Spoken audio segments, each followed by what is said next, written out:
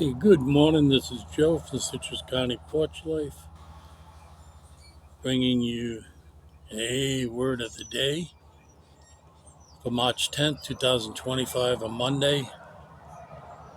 And the word for today is Today It's My Choice. And this is a quote. We invariably find that at some time in the past we have made decisions based on self, which later placed us in a position to be hurt. And this quote is from Alcoholics Anonymous, page 62, the big book. This is the daily reflections. With the realization and acceptance that I had played a part in the way my life turned out, came a dramatic change in my outlook. It was at this point in the AA program began to work for me. In the past, I had always blamed others, either God or other people, for my circumstances. I never felt that I had a choice in altering my life. My decisions have been based on fear, pride, or ego. As a result, today those decisions led me down a path of self destruction. Today I try to allow my God to guide me on the road to sanity. I am responsible for my actions or inaction, whatever the consequences may be. And this is so much me, it really is. The important word, one of the important words here, they're all important in this reflection, changing my outlook. Of all the things that we talk about in the serenity prayer, change the things I can. I may not be able to change people, places, or things, but I can change my outlook. And that was a revelation to me. I can change how I react to things. And it was such an important tool for me in growth and spiritual growth. I had, and I don't like to really get into psycho mumbo jumbo because I worked in it, and you can say a whole lot of stuff and actually say nothing. But I had a great fear considering my background, very poor, what they would call white trash, living in the poorest part of town, living in a tenement, no yard, just I had a fear that no one would really like me if they knew my past. Not that it was a dirty past or anything, just my economic circumstances. So I would sometimes when I was a kid, I would take long ways around to meet people so that they didn't have to come down to where I lived to meet me. It was it was on my mind all the time who I was and where I was from.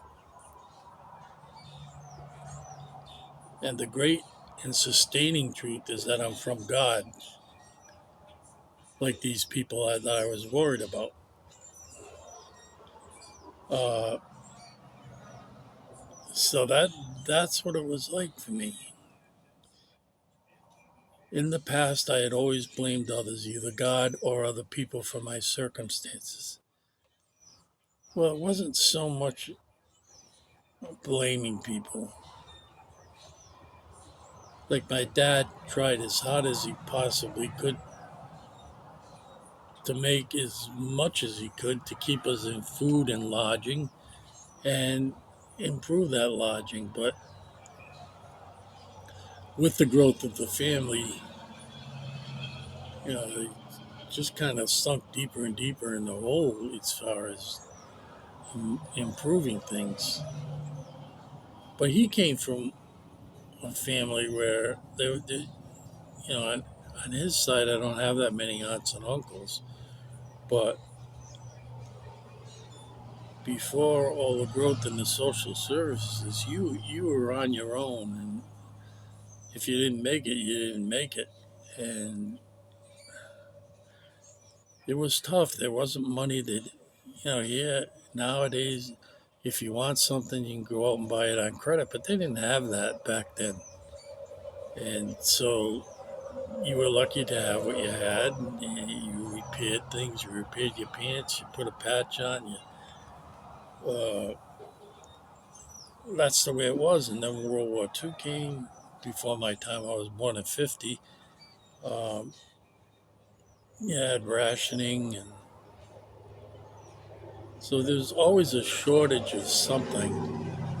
But much of the country shared that same. If you weren't a business tycoon, you were probably poor, and much of the country shared that. And so it wasn't really anything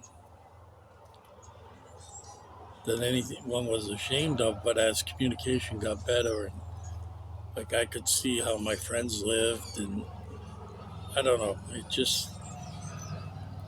it gave me great fear that I'd be stuck in this morass the rest of my life. And thank God it didn't happen. And thank God that I learned that no matter how bad the situation is, if I can not even do anything to personally get out of it, I can change my attitude, realize I'm a child of God, take pride in that, and change my attitude about my circumstances. Uh, and it is my choice. Or I could just be miserable for the rest of my life and say, oh, woe is me. Uh, but I chose not to do that. And God's blessed me. Uh, and now, ooh,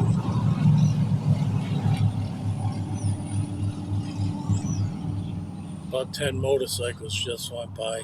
I don't know if I mentioned that we have a nesting couple of sandhill cranes, and they just had two babies, little orange balls of feathers, and they were out walking with them, and they stayed very, very close. Those babies, till they get bigger, don't ever leave their parents because birds of prey will pick them up, and they live in the woods, and I imagine there's snakes in there.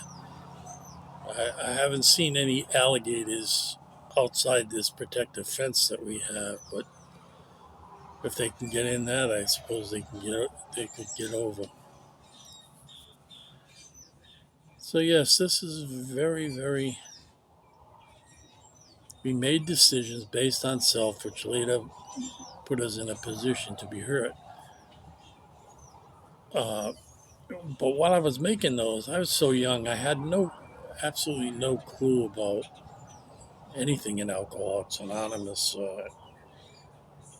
I just felt the way I felt.